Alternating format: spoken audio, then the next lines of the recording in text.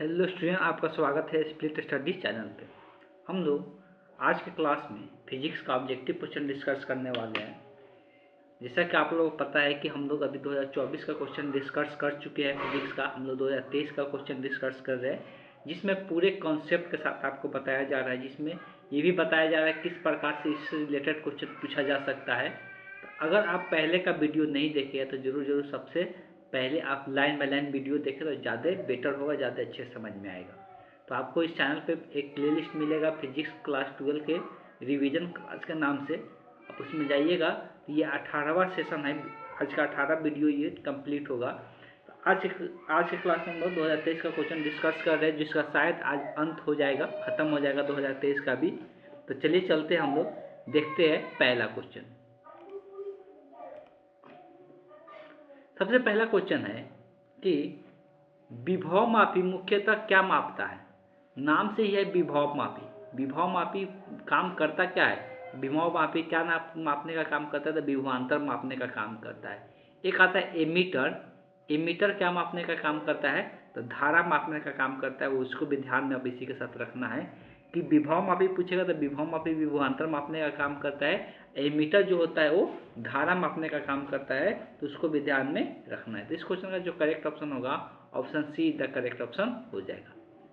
चलिए चलते हम लोग नेक्स्ट क्वेश्चन देखते हैं। अगला क्वेश्चन में लिखा है कि अगर दो आवेशों के बीच की दूरी बढ़ाया जाए तो उनके विद्युत स्थितिज ऊर्जा क्या होगा। विद्युत स्थितिज ऊर्जा का पहले फार्मूला समझते हैं। अगर मान लेते हैं कि दो आवेश है, एक यहाँ पर आवेश है Q1, एक आवेश है Q2, और दोनों के बीच की जो दूरी है उसको हम मान लेते हैं कि ये R है। तो इसके लिए जो फार्मूला होता है विद्युत ऊर्जा का मान का, जिसको हम U से दिखाते हैं, K Q1 Q2 बटे R होता है। R ये जो दोनों होते हैं दोनों के आवेश का। अब बताया जा रहा है कि अगर इसको हम बढ़ाएंगे, ये R जो है दोनों के बीच की दूरी क्या करेंगे, बढ़ाएंगे, इंक्रीज करेंगे। तो इस R को बढ़ाएंगे तो नीचे वाला टर्म बढ़ता है, तो ये जो विद्युत स्थितिज ऊर्जा है ये क्या होने लगेगा, घटने लगेगा। इसलिए कि एक दूसरे का क्या है, इन्वर्सली प्रोपोर्शनल है, व्युत्क्रमानुपाती है। तो इस केस में क्या होने लगेगा, U का मान घटने लगेगा। तो वही चीज़ पूछा है कि दूरी बढ़ाने से U का मान क्या होगा, विद्युत स्थितिज ऊर्जा का मान क्या होगा, तो घटेगा। तो इस क्वेश्चन का जो करेक्ट ऑप्शन होगा option be the correct option. English में ऑप्शन गलत लिखा हुआ है, ठीक, थोड़ा ध्यान दे देंगे लोग। सॉरी, घटेगा तो नहीं, सही से option A the correct option हो जाएगा। इसलिए घटेगा ना, तो यहाँ पर यू का मान घटेगा तो यहाँ पर घटती है, तो ये ऑप्शन हो जाएगा। तो option A the correct option हो जाएगा इस क्वेश्चन का। ठीक है, बात समझ में आया। सबसे पहला यहाँ पर ये कॉन्सेप्ट पता होना चाहिए। ये कॉन्सेप्ट क्या है कि अगर कोई दो आवेश रखा हुआ है कितना दूरी पर, R दूरी पर, तो उस पर लगने वाला जो विद्युत स्थितिज ऊर्जा का मान होगा वो कितना होता है, के Q1 Q2 बटे R होता है। ठीक, के का भी मान याद रखना है, ये स्थिरांक होता है 9 × 10 शायद 9 होता है, इतना याद रखना है। इसको हम लोग एप्सिलॉन का के का मान इस प्रकार से भी निकालते हैं, 1/4 एप्सिलॉन नॉट भी लिखते हैं। इसको भी ध्यान में रखना है। चलिए चलते हम लोग नेक्स्ट क्वेश्चन देखते हैं। अगला है कि दो प्रतिरोध, एक R है एक 2R है, को विद्युत परिपथ में श्रेणी क्रम में जोड़ देते हैं। तो दोनों का जो उष्मीय ऊर्जा का मान जो होगा, उष्मीय ऊर्जा का मान जो होगा क्या होगा। दो प्रतिरोध है, दोनों को श्रेणी क्रम में जोड़ना है, एक है R एक है 2R। अगर हम उष्मीय ऊर्जा का बात करेंगे तो ऊर्जा का जो यहाँ पर फॉर्मूला होता है, इसको हीट से भी, एस से भी दर्शाते हैं। ये जो हीट का फार्मूला होता है वो क्या होता है, जो हीट का फार्मूला होता है उसको याद रखना जरूरी है। पावर का जो हम लोग फार्मूला लिखते हैं, तो जो पावर होता है वो क्या होता है, ऊर्जा, एनर्जी बटे क्या होता है, टाइम होता है। एनर्जी बटे क्या होता है, टाइम होता है। तो एनर्जी का अगर फार्मूला लिखते हैं पी इंटू क्या होगा, टाइम होगा। अब पी का हम लोग तीन फार्मूला जानते हैं, थोड़ा सा याद दिलाना चाहते हैं। वी आई भी लिखते हैं, I² R भी लिखते हैं, V² बटे R भी लिखते हैं। अब यहाँ पर बात किया जाए दोनों में क्या समान है, धारा समान रहेगा दोनों में। अगर इसमें I धारा रहेगा तो ये समांतर क्रम में है, श्रेणी क्रम में, तो इसमें भी धारा कितना रहेगा, I और R के पद में लिखेंगे तो हीट निकाल सकते हैं। तो हम फार्मूला ये वाला यूज करेंगे, I² R इंटू आई को समय से क्या हो जाएगा, गुना हो जाएगा, तो ये हीट हो जाएगा। पावर की जगह तो समय से गुना हो, दोनों में समय समान ही रखेंगे, समय में कोई परिवर्तन नहीं करेंगे। धारा भी इसमें क्या रहेगा, समान रहेगा। तो ये H1 का मान हो गया। अगर H2 का मान निकालते तो आई स्क्वायर आर, इसमें आर कितना है 2r है, तो 2r इंटू क्या हो जाएगा टी हो जाएगा। दोनों का अनुपात पूछा है तो H1 अनुपात H2 निकालना है, तो दोनों का रेशियो लेना पड़ेगा। तो आई स्क्वायर आर इंटू टी बटे आई स्क्वायर 2r इंटू टी हो जाएगा। कटने वाला देख सकते ये सब कट जाएगा, तो ये 1/2 बचेगा। तो ये अनुपात कितना आ गया, 1:2 हो गया। बस यही हीट का फार्मूला ध्यान में रखना था, जो ऊष्मीय ऊर्जा का फार्मूला ध्यान में रखना था। ऊष्मीय ऊर्जा का फार्मूला क्या होता है, आई स्क्वायर आर इंटू टी होता है। इससे हम लोग यहाँ से अनुपात निकाल के आ गए। इसका आंसर जो करेक्ट ऑप्शन हो गया, और कौन सा हो गया, option A is the correct option हो गया। चलिए चलते हैं हम लोग नेक्स्ट क्वेश्चन देखते हैं। अब बात किया जा रहा है कि एक गोलीय दर्पण को पानी में डुबा दिया जाता है तो फोकस दूरी क्या होगा। देखिए दर्पण जो होता है ना, तो उसको वो अपवर्तनांक पर डिपेंड नहीं करता है। लेंस जो होता है वो अपवर्तनांक पर डिपेंड करता है। जो दर्पण होता है, अपवर्तनांक का मतलब क्या है, माध्यम। ये माध्यम पर दर्पण डिपेंड नहीं करता है। माध्यम चेंज करने से दर्पण का कोई उसका त्रिज्या में परिवर्तन नहीं। इसलिए फोकस दूरी जो होता है, सभी को पता होगा, दर्पण के लिए जो फोकस दूरी होता है त्रिज्या का क्या होता है, आधा होता है। अब कोई दर्पण बनाए हैं, कितना हो त्रिज्या का, मान लो 20 सेंटीमीटर त्रिज्या का एक दर्पण बनाए हैं, तो इसको पानी में डाल देंगे तो त्रिज्या चेंज हो जाएगा क्या, चेंज नहीं होगा। अगर कोई दर्पण बनाए हैं, दर्पण का जो वक्रता त्रिज्या पहले से जितना त्रिज्या का बनाए हैं, पानी में डालने से कोई इसका वक्रता त्रिज्या में परिवर्तन आएगा क्या, नहीं आएगा। इस कारण से इसमें कोई परिवर्तन नहीं होगा। अगर दर्पण को पानी में डुबा दिया, किसी चीज़ में रख दे, तो उसके फोकस दूरी में कोई परिवर्तन नहीं होगा, इसलिए कि उसका त्रिज्या में कोई परिवर्तन नहीं होगा। तो फोकस दूरी में भी कोई परिवर्तन देखने को नहीं मिलेगा। इस बात को ध्यान में रखें। इस कारण से इस क्वेश्चन का जो आंसर होगा समान रहेगा। ये ऑप्शन कौन सा सही हो जाएगा, option see the correct option हो जाएगा। चलिए चलते हैं नेक्स्ट क्वेश्चन देखते हैं। एक क्वेश्चन दिया है, पूर्ण आंतरिक परिवर्तन की स्थिति में परिवर्तन गुणांक का मान क्या होता है। अब ये पूर्ण आंतरिक परिवर्तन क्या है, तो देखा जाए, पहले इसको समझा जाए। पूर्ण आंतरिक परिवर्तन का जब भी हम लोग बात करते हैं तो कुछ बातें ध्यान में रखना जरूरी हो जाता है। और कौन सी बातें हैं, सबसे पहले 2 माध्यम ध्यान में रखना है। एक होता है सघन माध्यम, एक होता है विरल माध्यम। एक क्या होता है, सघन माध्यम, और एक होता है विरल माध्यम। इसको थोड़ा सा आप लोगों को ध्यान में रखना है। प्रकाश का अपवर्तन में जो पढ़ा जाता है सघन और विरल माध्यम के बारे में।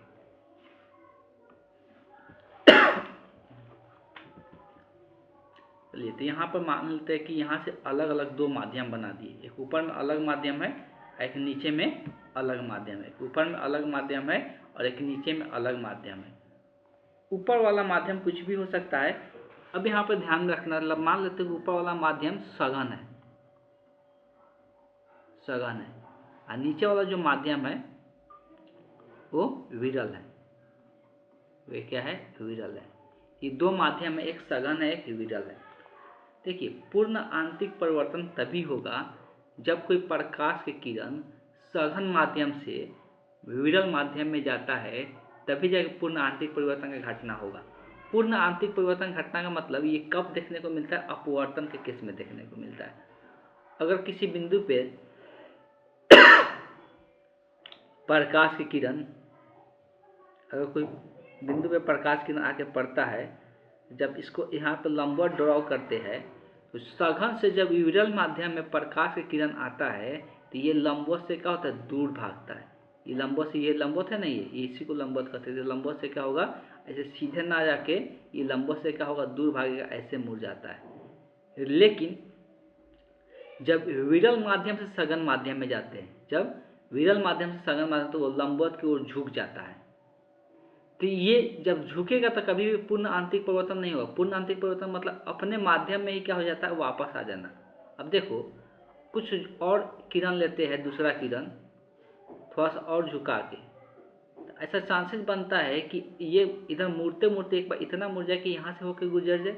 ये भी चांसेस बनता है। थोड़ा सा और इधर से लेते हैं, तो ये भी चांसेस बनेगा कि इतना ज़्यादा मुड़ जाए कि अपने ही माध्यम में क्या हो जाए, वापस आ जाए। ऐसा भी चांसेस बनता है। जब इतना ज़्यादा ये अपवर्तन हो जाता है कि यहाँ पर टकराने के बाद अपने ही माध्यम में वापस आ जाए, इसको ही हम लोग क्या कहते हैं, पूर्ण आंतरिक परिवर्तन कहते हैं। अब कोई सोचेगा कि इसको तो हम लोग परिवर्तन भी कह सकते हैं। परिवर्तन और पूर्ण आंतरिक परिवर्तन में अंतर होता है। परिवर्तन कब होता है, जब प्रकाश की किरण इस पार से उस पर जा ही नहीं सकता है। मतलब क्या है, यहाँ पर कोई मिरर लगा हुआ है, इस पर टकरा के वापस इधर ही आ जा रहा है प्रकाश की किरण, तो उसको हम लोग परिवर्तन की घटना कहते हैं। अगर ये अपवर्तन का, यहाँ पर कौन सा घटना हो रहा है, अपवर्तन का घटना हो रहा है। अपवर्तन की घटना होते होते क्या हो जा रहा है, पूर्ण आंतरिक परिवर्तन हो जा रहा है, मतलब अपने ही माध्यम में वापस आ जा रहा है, तो पूर्ण आंतरिक परिवर्तन की घटना देखने को मिल जा रहा है। तो पूर्ण आंतरिक परिवर्तन की घटना तभी होता है जब प्रकाश की किरण सघन से विरल में जाता है, तब इस बात को ध्यान में रखना है। तो इस केस में जो यहाँ पर बात किया जा रहा है परिवर्तन गुणांक का, देखो परिवर्तन गुणांक हम लोग पढ़ना नहीं है, लेकिन क्वेश्चन पूछ दिया है तो इसको आंसर याद रखिएगा लोग कि पूर्ण आंतरिक परिवर्तन के केस में जो परिवर्तन गुणांक होता है उसका मान कितने होता है, 1 के बराबर होता है। इस क्वेश्चन का जो करेक्ट ऑप्शन होगा, option be the correct option हो जाएगा। चलिए चलते हैं नेक्स्ट क्वेश्चन देखते हैं। अब बात किया जा रहा है पार्थिव दूरदर्शी द्वारा बना अंतिम प्रतिबिंब। देखो दूरदर्शी बात करते हैं हम लोग, इसको हम लोग दूरबीन के भी नाम से जानते हैं। दूरदर्शी को हम लोग दूरबीन के भी नाम से जानते हैं। और दूरबीन जो होता है दूर के वस्तुओं को देखने के लिए हम लोग यूज करते हैं। दूरबीन का प्रयोग कहाँ पे करते हैं, तो दूर के वस्तुओं को देखने के लिए हम लोग क्या करते हैं, तो दूरबीन का प्रयोग करते हैं।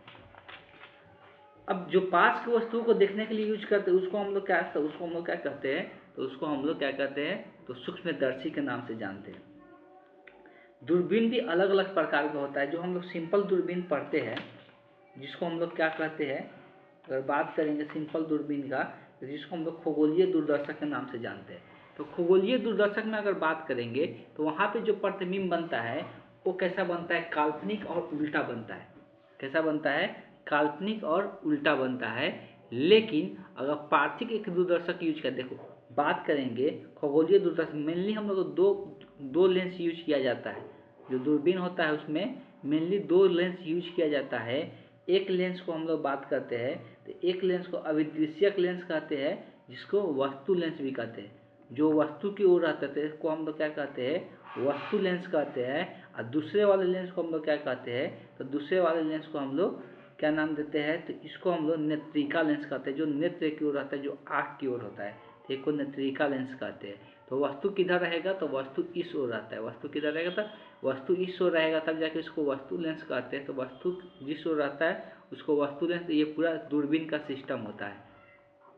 तो ये ऐसा दूरबीन बनाया जाता है। इस केस में प्रतिबिंब देखा जाता है कि उल्टा बनता है, और उल्टा बनता है और क्या होता है कि काल्पनिक बनता है। लेकिन जब हम लोग पार्थिव दूरदर्शक का यूज करते हैं तो इसमें 3 लेंस का प्रयोग कर लिया जाता है। अब ये एक लेंस क्या करता है, तो ये एक लेंस क्या कर रहा था, उल्टा बनेगा और काल्पनिक बनेगा।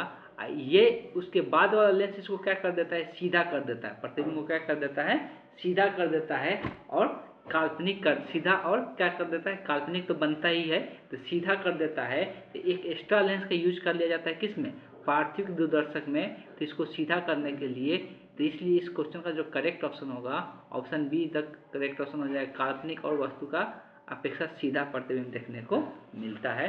बस यही ध्यान में रखना था। चलिए चलते हैं हम लोग नेक्स्ट क्वेश्चन देखते हैं। एलसीआर परिपथ में बोल रहा है कि अनुनाद की स्थिति में वोल्टेज और धारा के बीच का एंगल कितना होता है। एलसीआर परिपथ अगर लेते हैं तो अनुनाद की स्थिति में दोनों के बीच का जो एंगल होता है वो पूछा जा रहा है।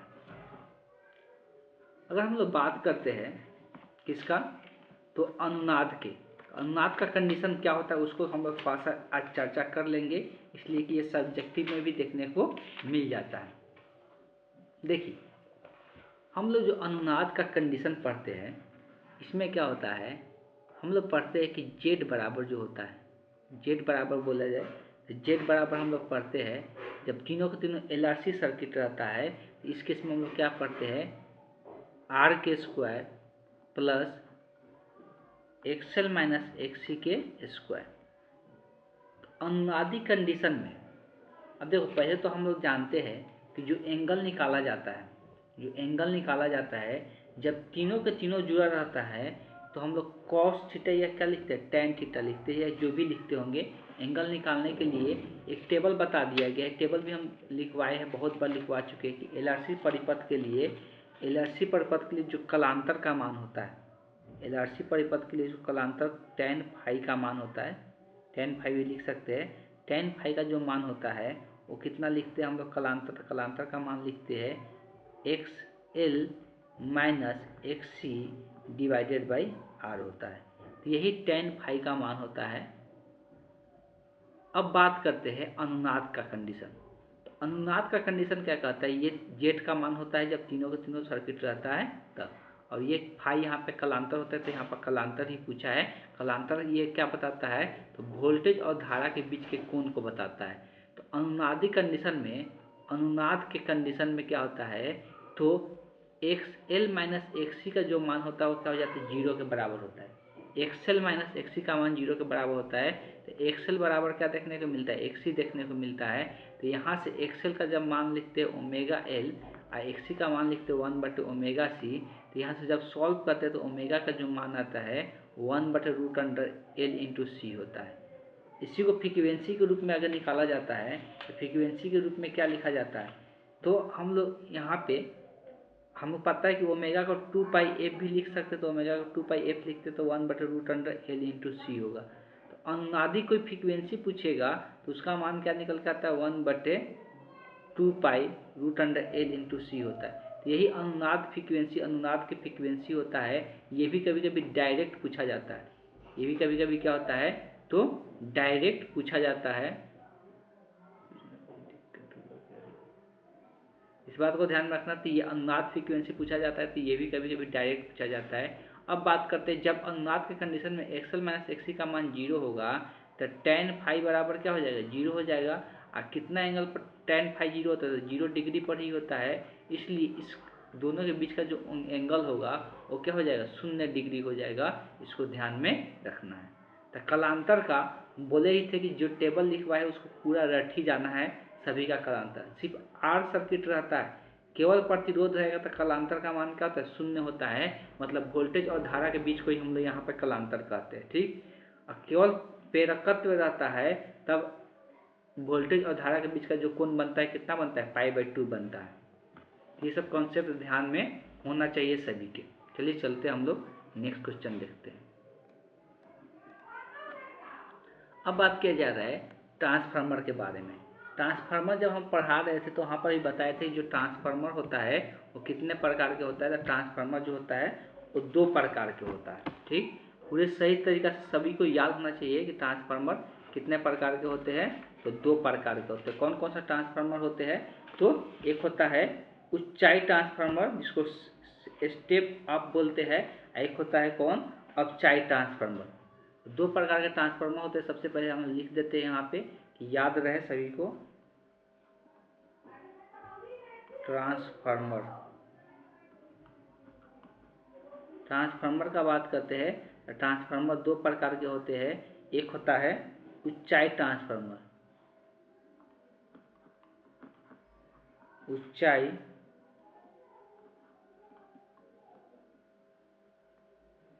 ट्रांसफार्मर। दूसरा होता है अपचाई ट्रांसफार्मर,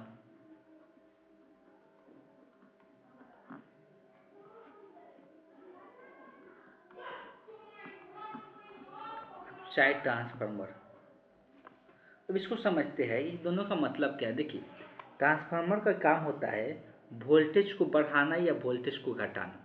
ट्रांसफार्मर का काम होता है वोल्टेज को बढ़ाना या वोल्टेज को घटाना।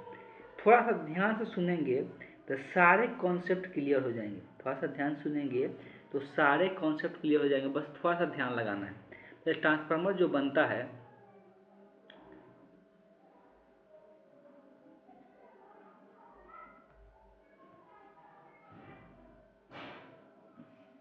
एक आकृति हम क्रिएट कर रहे हैं, थोड़ा ध्यान से देखिएगा सब कुछ। इस प्रकार के पिन लगा रहता है, इस पर क्या किया जाता है, फेरा लेपेट दिया जाता है। इसके ऊपर क्या किया जाता है, इधर से फेरा लेपटा जाता है। इधर से भी हम लोग क्या करते हैं, तार को लिपेट देते हैं। इसको बोलते हैं फेरों की संख्या। अगर हम चाहते हैं कि यहाँ पे जो वोल्टेज दे रहे हैं इसको, यहाँ पर हम लोग इसको इनपुट वोल्टेज बोलते हैं, इसको हम लोग इनपुट वोल्टेज को प्राइमरी भी पी से भी दर्शाते हैं, और जो आउटपुट में वोल्टेज मिलता है उसको हम लोग सेकेंडरी बोलते हैं। आउटपुट में जो मिलता है उसको हम लोग क्या कहते हैं, सेकेंडरी बोलते हैं। जो फेरों की संख्या इसको लिखते हैं तो इसको एनपी बोलते हैं। इसमें फेरों की संख्या जो होता है इसको हम एन से दर्शाते हैं। ठीक है, इसमें जो धारा उत्पन्न होता है हम आईपी से दर्शाएंगे, इधर जो धारा प्राप्त होगा उसको हम आईएस से दर्शाएंगे। पहले धारा का बात नहीं करेंगे, हमको वोल्टेज को बढ़ाना है। तो वोल्टेज को बढ़ाने के लिए हम लोग क्या करना पड़ता है, इधर फेरों की संख्या कम होना चाहिए, इधर फेरों की संख्या ज़्यादा कर दे तो ऑटोमेटिक इधर जो वोल्टेज हम लोग देंगे इधर का वोल्टेज क्या हो जाएगा, बढ़ जाएगा। तो ऊंचाई, इसको हम लोग क्या कहते हैं, ऊंचाई ट्रांसफार्मर कहते हैं। तो ऊंचाई ट्रांसफार्मर का कंडीशन क्या हो गया, तो पहले यहाँ पर सभी को लिखते चलना है। अगर हम लोग ऊंचाई का बात करेंगे तो ऊंचाई के केस में क्या देखने को मिलता है कि एन पी का मान कम होना चाहिए, किससे, एन एस से। एन एस से क्या होना चाहिए, कम होना चाहिए। और साथ साथ जब एन एस का मान ज़्यादा होगा तो ये रिप्लाई करेगा, ये क्या बताएगा कि वी एस का मान ज़्यादा होता है किससे, वी पी से। ऊंचाई ट्रांसफार्मर में ये कंडीशन होता है। जब वोल्टेज इसका ज़्यादा होगा उसका धारा क्या हो जाता है, कम हो जाता है, मतलब आई एस का मान कम हो जाएगा किससे, आई पी से। ये कंडीशन हो गया ऊंचाई ट्रांसफार्मर का। अगर बात करते हैं अपचाई ट्रांसफार्मर में, अपचाई ट्रांसफार्मर का बात करते हैं तो इस केस में क्या होता है, ये एन पी का मान ज़्यादा होता है एन एस से। मतलब जो प्राइमरी होता है इसमें जो कॉइल लपेटते हैं इसमें क्या होता है, फेरों की संख्या अधिक करना पड़ता है वोल्टेज को घटाने के लिए। ठीक है, तो इस केस में हमको क्या देखने को मिलेगा, तो ऑब्वियस है कि वी एस का मान घट जाएगा, वी पी का ज़्यादा हो जाएगा। लेकिन धारा उल्टा काम करेगा, इसलिए कि दोनों तरफ पावर बराबर करना रहता है। तो यहाँ पे आई एस का मान ज़्यादा हो जाएगा आई पी से। तो ये कंडीशन सबका ध्यान रखना है कि किसका मान ज़्यादा होता है। ऊंचाई ट्रांसफार्मर में क्या आउटपुट जो वोल्टेज, यहाँ पर सेकेंडरी वोल्टेज मतलब जो आउटपुट वोल्टेज मिल रहा है वो अधिक हो जाता है। और ऊंचाई ट्रांसफार्मर में ज़्यादातर यूज करते हैं, जो स्टेबलाइजर हम लोग घरों में लगाते हैं ना, वो वोल्टेज को बढ़ाने के लिए लगाते हैं, तो ऊंचाई ट्रांसफार्मर का काम करता है। अब ऊंचाई ट्रांसफार्मर का जो हम लोग बाहर में देखते हैं, जो घरों के पावर पोल के पास में लगा रहता है, जो वहाँ पे 11,000 वोल्टेज आता है, लेकिन उसको क्या करते हैं, कम कर दिया जाता है, 240 या 240 वोल्टेज में कन्वर्ट करके हम लोग घरों तक पहुँचाया जाता है। तो वो अपचाई ट्रांसफार्मर होता है। बात क्लियर है। अब यहाँ से आप देख भी सकते हैं, क्या देख सकते हैं, अच्छा एक और यहाँ पर अब कंडीशन, यहाँ पे इसको याद रखना, ट्रांसफार्मर में ये कंडीशन याद रखना, जो आई पी बटे रेशियो जो होता है आई एस का, ये बराबर होता है वी एस बटे वी पी के, बराबर होता है एन एस बटे एन पी के। मतलब ये तो आमने सामने समांतर होगा, मतलब इसलिए एन एस ज़्यादा होगा तो वी एस भी क्या होगा, ज़्यादा होगा। एन पी ज़्यादा होगा तो एन ए वी पी भी क्या होगा, मतलब ये एक दूसरे के प्रोपोर्शनल होगा। लेकिन ये उल्टा होता है आई धारा वाला, तो इसको भी कंडीशन ध्यान में रखना है। तो ये किसी भी ट्रांसफार्मर के लिए हो गया। तो ये कंडीशन ध्यान में रखना, जो दोनों लिखे, ये बहुत इंपॉर्टेंट पॉइंट है, कहीं पर भी ऑब्जेक्टिव क्वेश्चन में देखने को मिल सकता है या मिलता भी है, देख सकते हैं आप। पीछे का क्वेश्चन उठा कर दिखे जरूर पूछा हुआ रहता है। अरे हम बात कर रहे हैं ऊंचाई ट्रांसफार्मर, ये कौन सा है, ऊंचाई वाला ट्रांसफार्मर है। द्वितीय कुंडली, तो द्वितीय कुंडली इधर वाला को बोलते हैं जो आउटपुट मिलता है, उसमें धारा का मान प्राथमिक कुंडली की तुलना में क्या होता है। तो अब यहाँ पर ऊंचाई ट्रांसफार्मर में देख सकते हैं, तो धारा का मान किसका, द्वितीय कुंडली में। तो ये द्वितीय कुंडली में धारा का मान क्या होता है, कम होता है, किससे, प्राथमिक कुंडली से। यहाँ पर कम है ना, प्राथमिक कुंडली से क्या होता है, कम होता है। तो करेक्ट ऑप्शन जो होगा option be the correct option हो जाएगा। बोला है द्वितीय कुंडली का धारा का मान प्राथमिक कुंडली की तुलना में क्या होता है, कम होता है। तो ये चीज़ पूछा है तो यहाँ पर क्या हो जाएगा, कम हो जाएगा। बस यही कंडीशन ध्यान में रखना था। फिर चलते हैं अगला क्वेश्चन देखते हैं। एक्स किरण का बात हो रहा है, तो एक्स किरण का मतलब क्या होता है। तो एक्स किरण एक विद्युत चुंबकीय तरंग होता है। क्या होता है, विद्युत चुंबकीय तरंग होता है, जिसका अलग अलग इस्तेमाल के एक्सरे करने में इस्तेमाल होता है, सभी को पता है। अंदर का पिक्चर निकालने में ये काम देता है, हम लोग इंसानों में अंदर का पिक्चर निकालने में ये मदद करता है एक्सरे किरण। तो ये एक विद्युत चुंबकीय तरंग होता है, बस ध्यान में रखना है, इलेक्ट्रोमैग्नेटिक वेव होता है।